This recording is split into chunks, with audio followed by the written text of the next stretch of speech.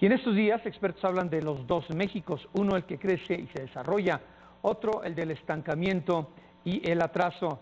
Para el detalle, vamos a escuchar el comentario del secretario de Turismo, el licenciado Enrique de la Madrid. Secretario, es un gusto, ¿eh?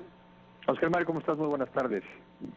Bueno, pues mira, efectivamente, Oscar Mario, como bien señalas, y sobre todo recientemente en lo que es la portada de la revista de esta semana del Economist, habla justamente de este tema de los dos Méxicos, pero lo hace en un contexto interesante, porque lo que dice es que antes parecía muy común el pensar que los países en vías de desarrollo podían adoptar el modelo de Corea del Sur o de Taiwán, y que esto era razonable cuando, por ejemplo, China estaba creciendo a tasas muy altas, cuando había flujos de capitales a estos países, cuando los precios de las materias primas eran altas.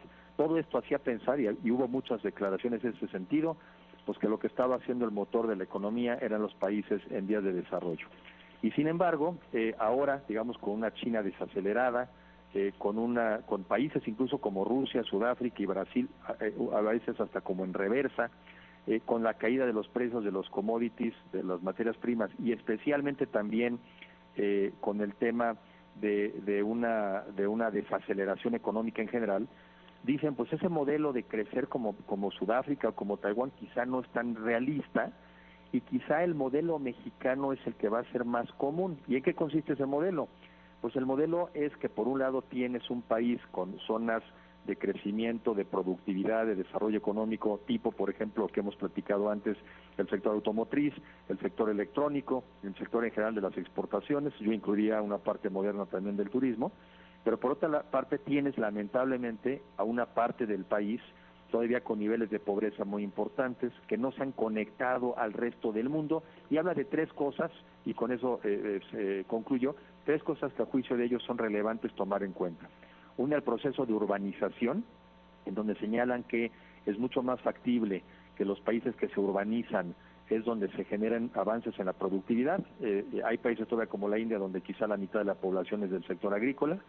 El otro tema que señalan es la necesidad de invertir en infraestructura, porque finalmente hay que conectar a los países con los puertos, hay que conectarlos con las fronteras, y ese es un tema que obviamente México tiene que trabajar.